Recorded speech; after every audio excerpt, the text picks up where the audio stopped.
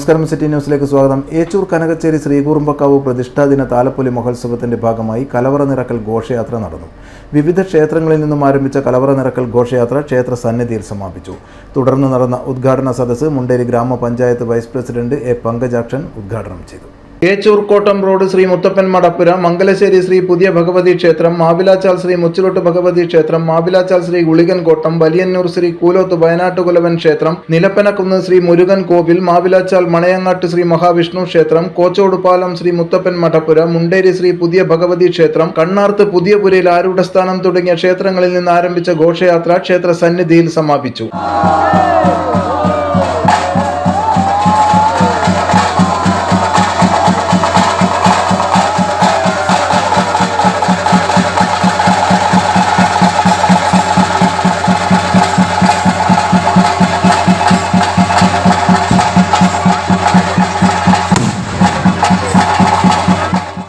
തുടർന്ന് നടന്ന ഉദ്ഘാടന സദസ്സ് മുണ്ടേരി ഗ്രാമപഞ്ചായത്ത് വൈസ് പ്രസിഡന്റ് എ പങ്കജാക്ഷൻ നിർവഹിച്ചു. കാവിൽ കയറൽ, ഗണപതി പൂജ, കൊടിയേറ്റം എന്നിവയും നടന്നു. News desk, city news.